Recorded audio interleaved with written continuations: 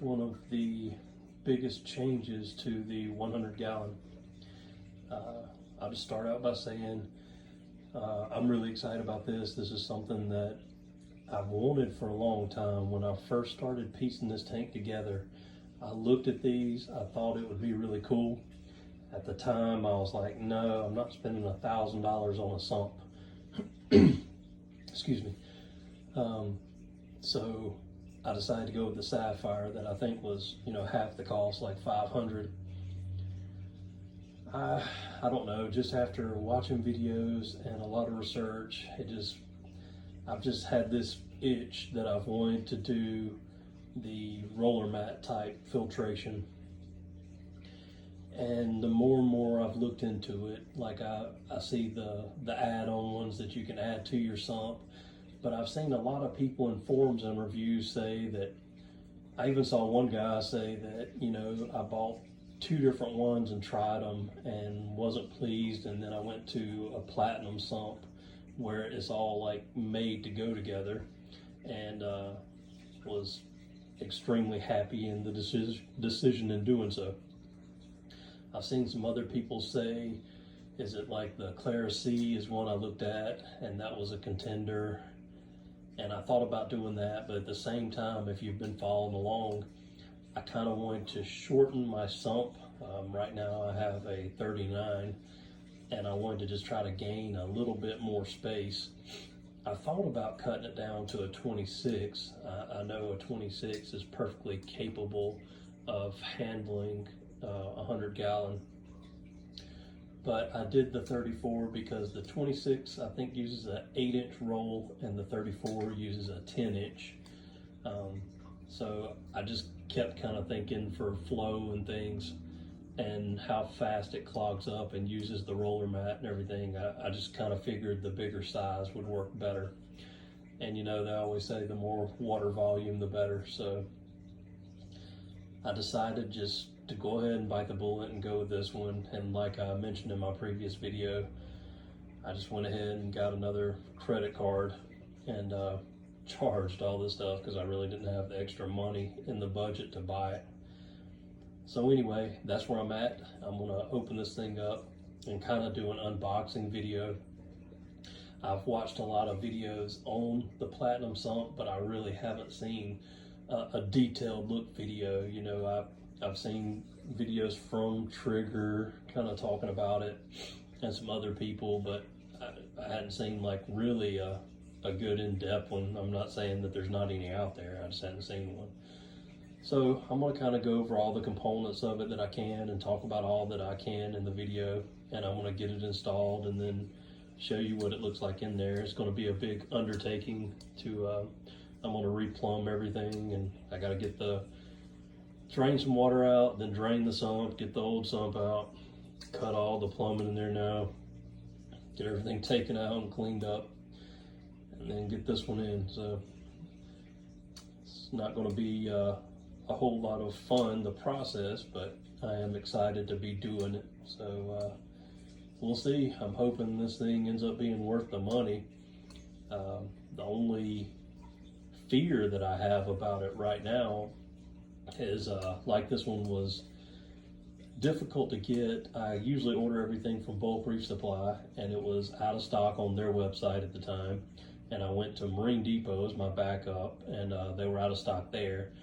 And I actually ended up just looking at saltwateraquarium.com, and they don't stock these things. It's basically if you place the order with them, then they're just the middleman, and then they get it drop shipped directly from Trigger.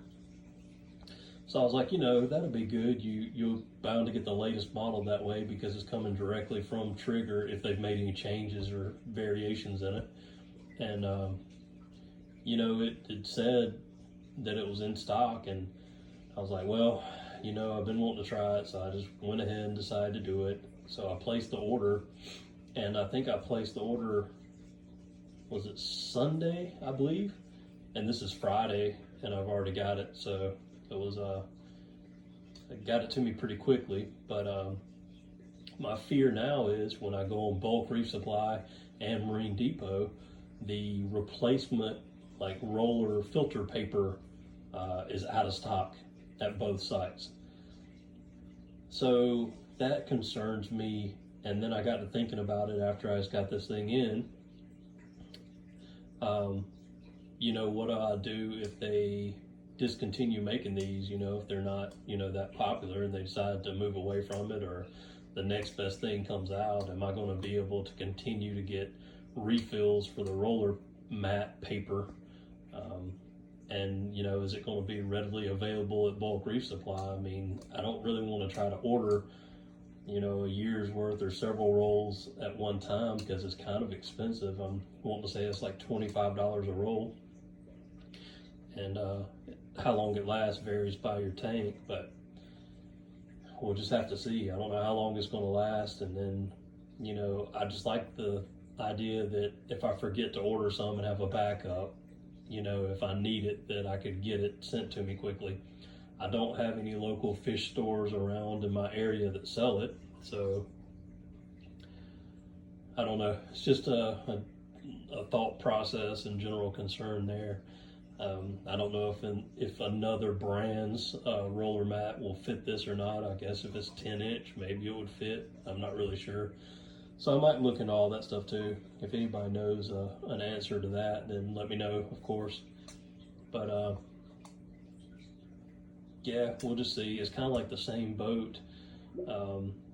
I decided from the start on this tank, I've always used Instant Ocean salt, and I decided to switch that up and go for a cleaner salt. So after watching all the videos and all, and seems like the most popular, I went with the Tropic Marin. And the only issues that I have with that salt is, one, the alkalinity is just over 7, and I want to try to stay around 8.5. So I'm going to have to buffer the alkalinity before doing each water change just from the start. So I don't like that about it. And then the other thing is, every time I go to order it on bulk reef supply, it's sold out. Like right now, today, I looked this morning, it's still sold out. I don't know when it'll be back in stock. I've still got, you know, half a bucket left, but because it's sold out all the time, I always try to order it ahead of time. And I mean, I might have to keep like an extra bucket sitting just kind of as backup, and then shift them around as needed, because that's another irritation. I mean, when you have something that you have this much money tied up in, and you need like the necessity like salt, and you go to try to order it and they're out of stock everywhere, you know, that's kind of irritation. Now I can switch it to another salt. I've seen some people say that after they have an established tank though, if they just switch to a different salt all of a sudden, you know, even though they're just slowly doing water changes and adding it, some people have said they've experienced issues. So anyway, I'm getting off topic from the main thing. Let's get back to the sump. Let me get it opened up and I'll show you how it comes packaged. We'll get it out and then we'll get it put together. Okay, so I just cut the tape and pulled opened the lid. You know, these always have foam blocks everywhere to keep it from getting beat up. Even like the last one, they always come packaged very well. They even slipped a receipt in there from Saltwater Aquarium. Interesting. Okay, I'll get the foam blocks pulled out of the way and then lift it up out of here, and we'll take a look at that. Okay, I just moved the 2 or 4 corner blocks and raised it up out of here, and this is just so you can see all the foam blocks is sitting on to help protect it. And I have it over here sitting on this rug in front of the tank.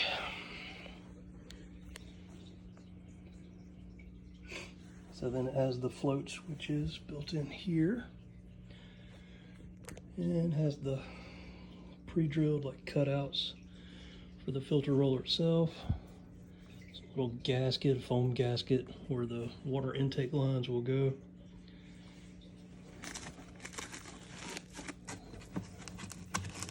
Let's see if we can get all this folded up.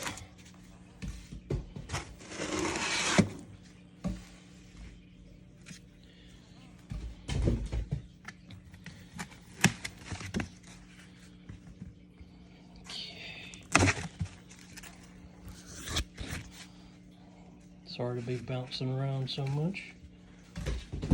It's like I said, with the channel being more of a hobby and for fun and no money being made, I don't want to spend money on buying like a nice camera, so I just use my phone. If I ever made money at it, then I would, but for now. Okay. So, set that aside. We've got another big piece of foam.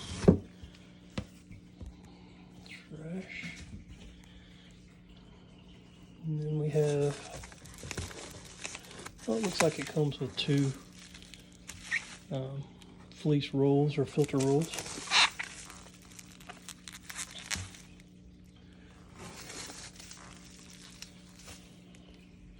Set all this stuff to the side and we'll get it put together.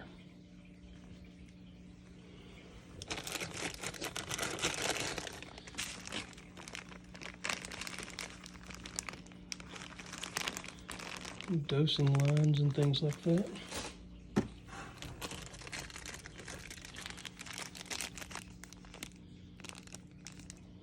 Power.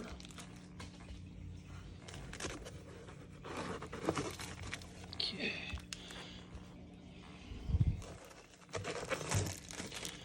It's like I said, these are 10 inches, so it's a pretty good size.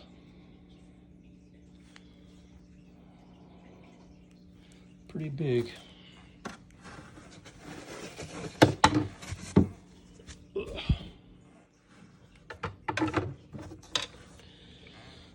Alright, these hold the filter rolls. One's geared and one's not.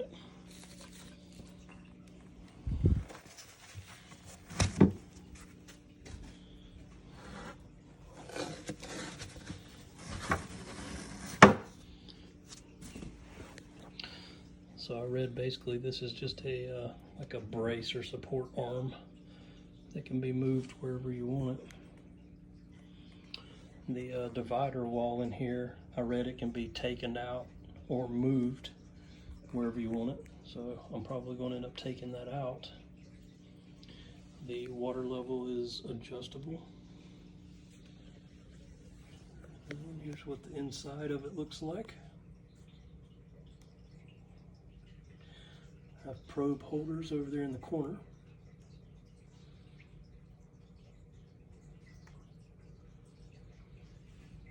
And you have 4 on this one versus I think I have just 3 on the Sapphire.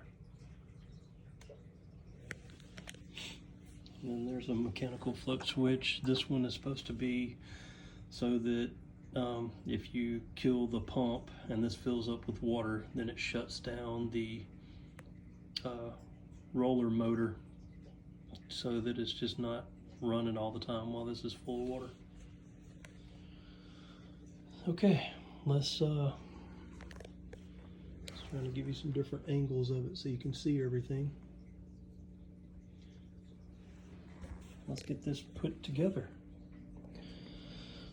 Okay, so it didn't come with like actual instructions or any kind of paper instructions, so you just go on YouTube and Trigger has an initial setup video for this. Basically it says you put this in first. It's got a gasket like I showed you. You put the 4 screws in.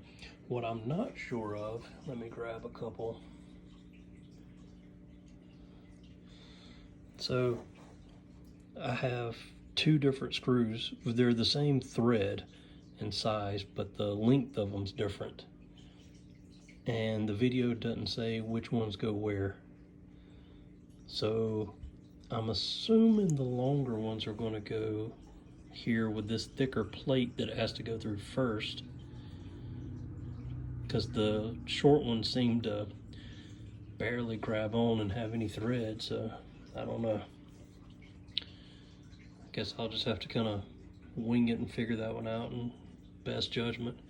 But the next step is to take this guy, flip it over here, and it says you mount this in place and it says there's I think it shows 3 screws. Yep, there's 3. 1, 2, 3. Okay. And again, I'm not sure if it's the short ones or the long ones. With the thick plate, it would just make sure, it would make sense to me to be the longer ones. But I don't know if I have enough long ones. I have to see how many I've got. Okay, let me figure this out. Okay, I don't really know which ones go where. So I went ahead and used 3 long ones, and I think that's all the long ones I have. The piece that goes on the opposite side here only takes 2. So what I think I'm gonna do to make sure that it's strong enough, I think I'm gonna take 2 of the long ones out of this and replace the 2 short ones. That way I'll have 2 long ones and 2 short ones in it, and then I'll put the 2 longer ones there like I said. The next step, it says to add the roller paper. So you just put an end cap on each end of it, and then it basically, you can watch the video, but you feed it through here all the way down the bottom and all the way out, and then you start to roll it up on the other side. It says you feed that in before you put on this other bracket. So I'm gonna go ahead and get that done. Okay, got the roller fleece on there. Back of this controller or motor, power outlet, and then you can manually make the roll spin, and that's just a power button. The back of it is tinted. This is just a magnet, so you can put your mechanical switch, you know, adjust it where you need it. I'm about to get the dosing lines in.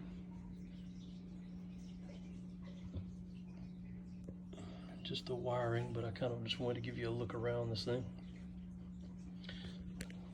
The center divider is, you just loosen the screws. It has like a rubber material, foam or rubber, that tightens against the sides if you want to use it to hold it in place. I don't think I'm going to need it for the setup that I'm going to use. Alright, let's continue on. Okay, so these mechanical flip switches, this outside magnet lets you adjust this up and down so you can set your water level. So what you'll do is set the water level about what your skimmer needs, and then it says you want to place the lowest one in here about 1 inch above the water line, and then you want this one a few inches above the water line. So I guess now all I got to do is start working on tearing the other sump out. Let me know if you have any questions about this sump as well. I mean, I'll probably say to repeat that at the end, but you know, just initial thoughts. Yeah, I think all Trigger sumps are built well. I think this is built well. I think it looks really nice. I don't think it's worth the price tag. I would say this sump, in my opinion, would be worth $600. I mean, I would say it would be a good value for it. But we'll see. Who knows? I don't know if they'll drop the price tag on them in the future, or if enough people and suckers like me are continuing to buy them, then I guess they wouldn't see the need to.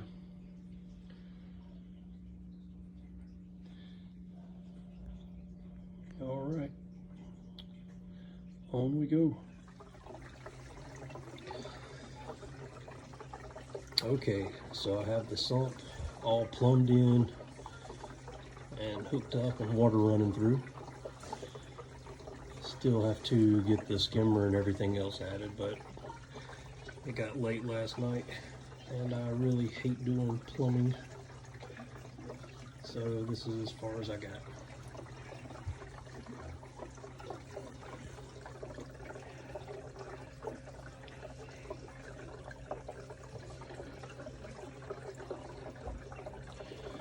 pretty neat. It's already turned some. The roller's already pulled some of the roller paper up, or filter fleece, whatever you want to call it.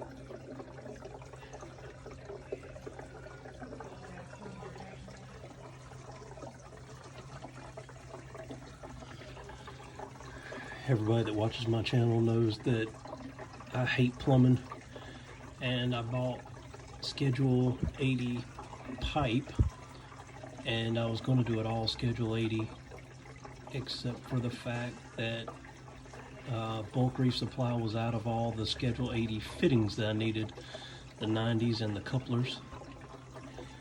So I don't really mind it, the gray and white. At least it breaks it up a little bit, I guess. But like I said, I just really don't care about the plumbing, how it looks, because nobody sees that under here. Now I got to get all my controllers and everything back together. But anyway, the sump is in and it is running. So far so good. So far, I mean, I like it. Like I said, my only thing is I don't think it's worth the price tag on it. But we'll see. I'll let you know in future updates how it's going, how it's working out. Thanks for watching. Let me know if you have any questions.